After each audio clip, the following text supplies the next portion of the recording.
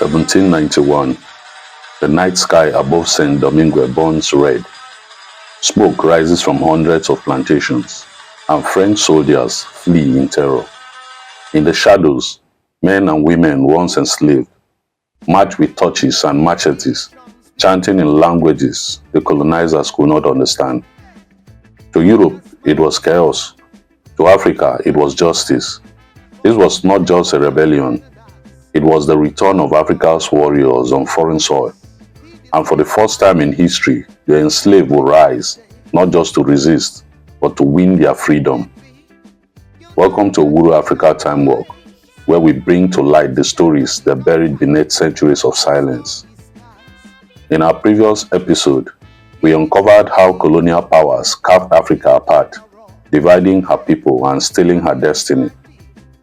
But long before that Berlin Conference, nearly a century earlier, Africa's children were already fighting back, not on our soil, but across the ocean. Because even in bondage, the African spirit refused to die.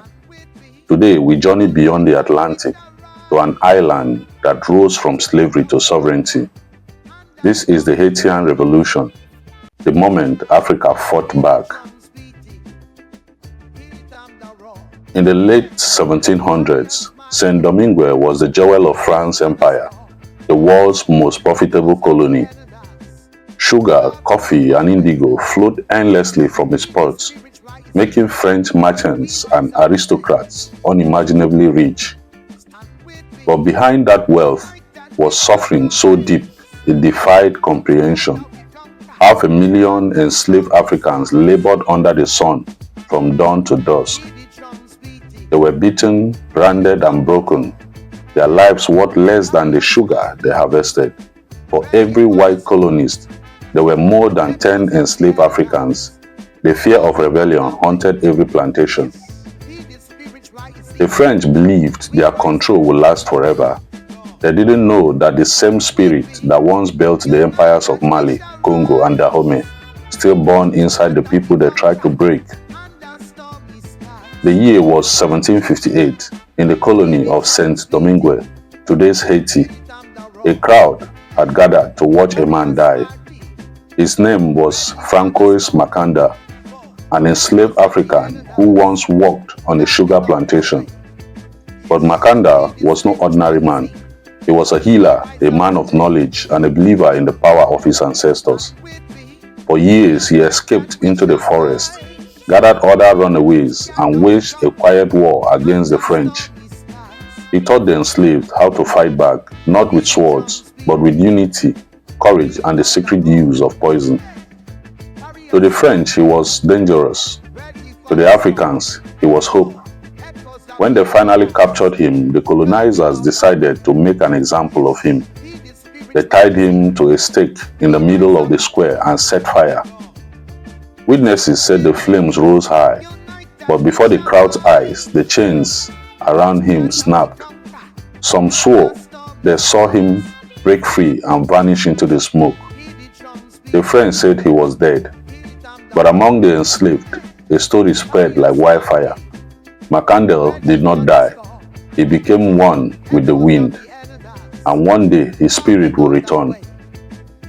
Decades passed, but Makandal prophecy lingered in whispers among the enslaved.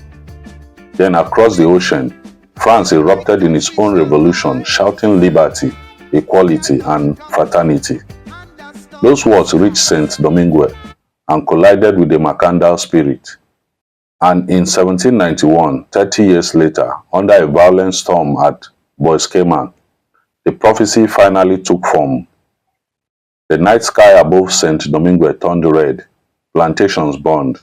Men and women once enslaved rose up, guided by the same fire that Makandal had lit decades before.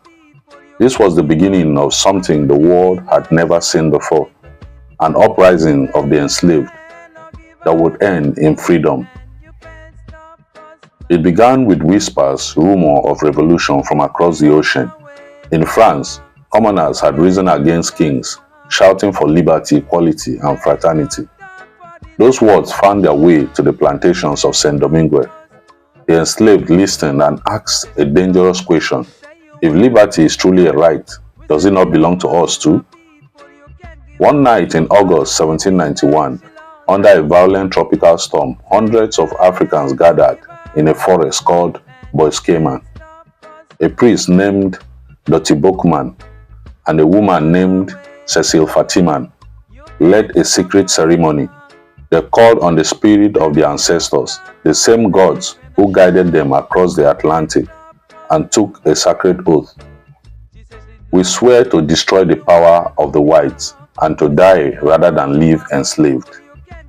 That night, the uprising began. Plantations burned, chains were broken, and from the ashes, the revolution was born. Amid the chaos, a man emerged, Toussaint Louverture, a former slave with the mind of a general and the vision of a statesman. Toussaint had studied the writings of European philosophers.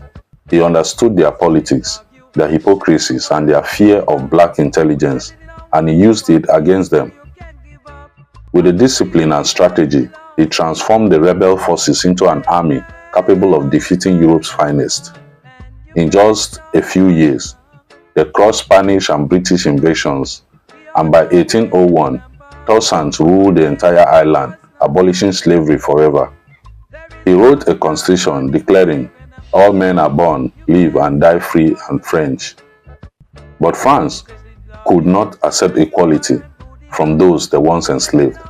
Napoleon Bonaparte sent tens of thousands of soldiers to retake the colony, one of the largest military expeditions in French history. Toussaint was captured, tricked into surrender, and shipped to France in chains. He would die alone in a frozen prison cell in 1803. But the revolution did not die with him. It burned on.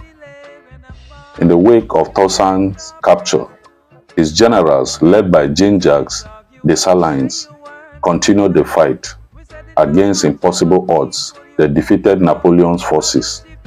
On January 1, 1804, Dessalines declared the independence of Haiti, the first free black republic in the world, the only nation born from a successful slave revolt. The colonizers call it the horror of Saint Domingue, but for Africans across the world, it was a beacon, proof that freedom was not given, it was taken. Europe trembled.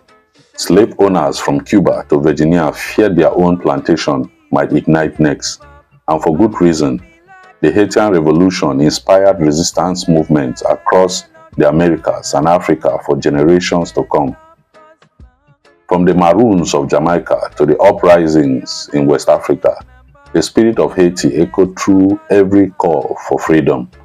More than a revolution, it was a message that Africa's sons and daughters could reclaim destiny, no matter where they stood. The Haitian Revolution was more than a war for freedom. It was Africa's memory resurrected. It was proof that even in exile, Africa's sons and daughters carried with them the fire of their ancestors.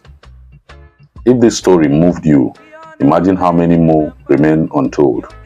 Subscribe to Uhuru Afrika-Timewalk and join us as we uncover the truths they try to erase. You can't stop us.